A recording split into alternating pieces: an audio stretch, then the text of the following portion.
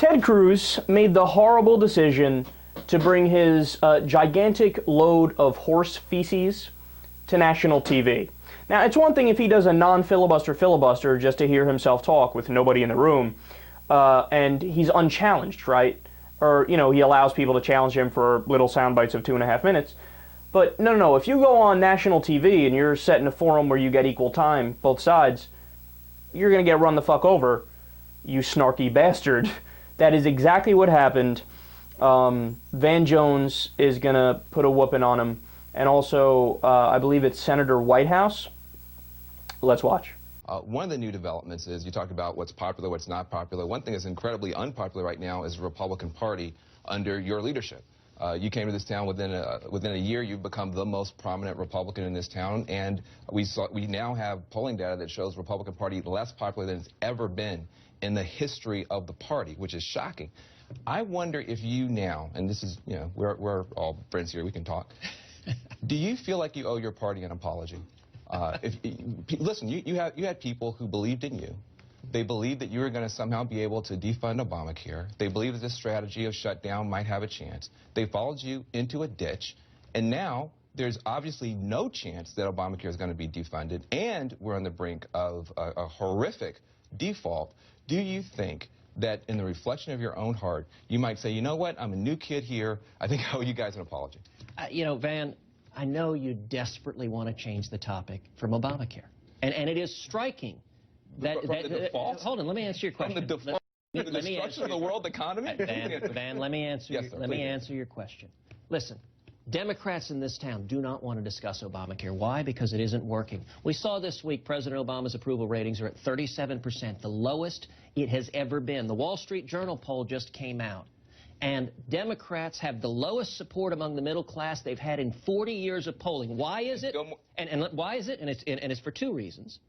Number one, because House Republicans are working to fund vital government priorities. They've passed 14 bills to do it, and President Obama and the Democrats refused to negotiate. And number two, it is because House Republicans are listening to the millions of Americans who are losing their jobs, who are being pushed into part-time work, who are facing skyrocketing health insurance. Great stuff. Do you agree with this? Is this your analysis, Senator Whitehouse? The notion that Obamacare is a failure, I think, is a product of right-wing histrionics. I went into our insurance exchange in Rhode Island when I was home over the weekend.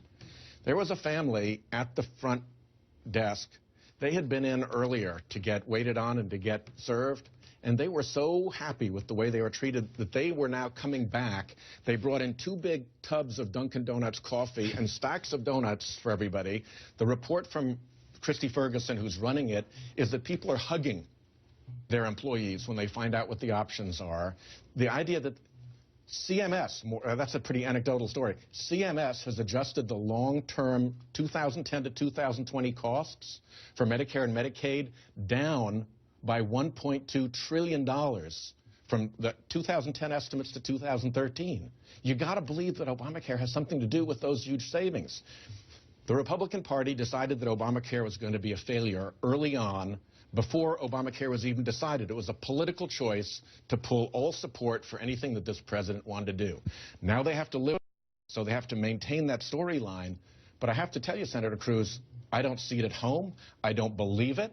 And I think if you know anybody who had a child, say, with a pre-existing condition, who was trapped in their job for the rest of their lives because they could never move because no other insurer would ever cover for them, or the child who went beyond the cap, and the parents had to sell their house in order to pay for the continued cancer treatment because they'd blown through the cap.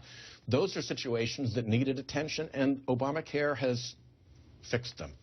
Senator Whitehouse for the win. Oh, Ted, how you feeling, man? It's hard when somebody can actually talk back to you, isn't it? Because you can't just run your mouth and have verbal diarrhea all over the place while you make things up. God, and this guy, Ted Cruz, thinks he's going to become president. First of all, he's way too extreme, right? And then obviously when he's put in a room with somebody who can respond, he doesn't know whether he's coming or going.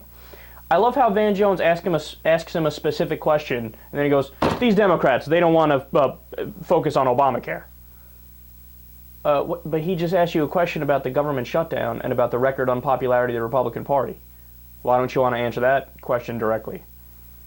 Because he can't answer that question. He can't answer a question about the debt ceiling and default. He can't answer a question about the government shutdown. He can't answer a question about how Republicans are unpopular, because he knows that Van Jones is right about all those things.